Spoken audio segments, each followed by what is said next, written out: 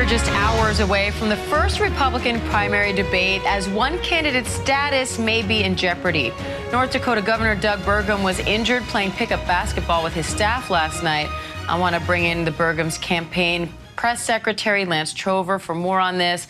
Lance, thanks for joining us. I'm sure it's a really busy time for you. But let's just start with how the governor is feeling. What's his status right now, and do you think he'll be able to join the debate tonight?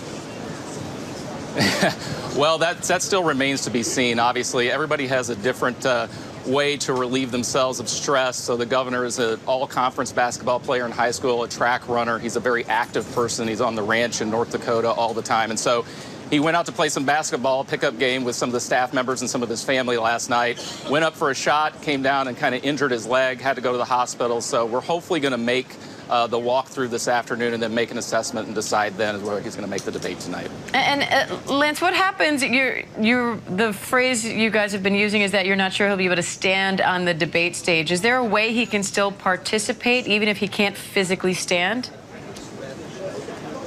Well, I think that's the question. I mean, he did injure his leg in the basketball game last night, and so that's the assessment he's going to make. We're hopefully going to make the walkthrough this afternoon and then decide after that and make some announcements as to whether, I mean, obviously standing for 2 hours when your leg has been injured could be quite problematic. So that's the assessment we're going to make as the day goes along, hopefully make the walkthrough and then hopefully be on the debate stage tonight.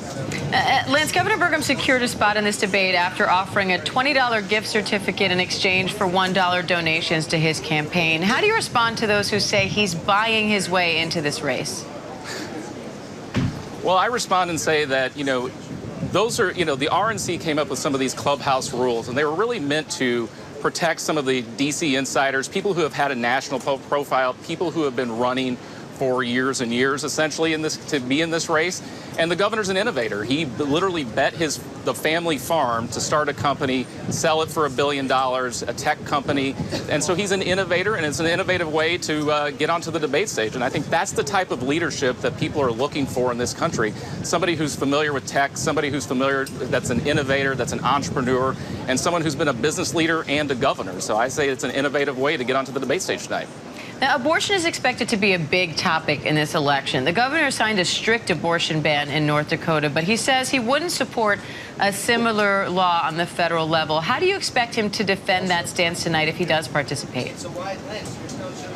Well, the governor's made it very clear. One, he's pro-life, and two, he supports the Dobbs decision.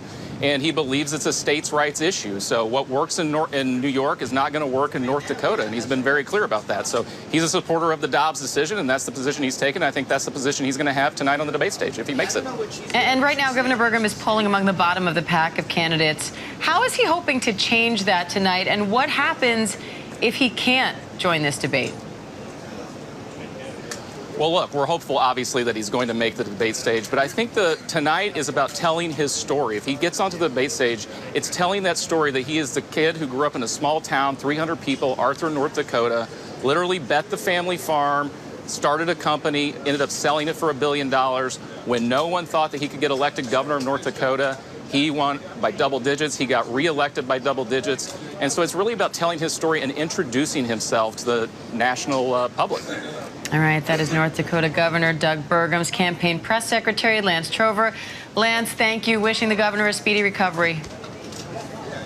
Thank you.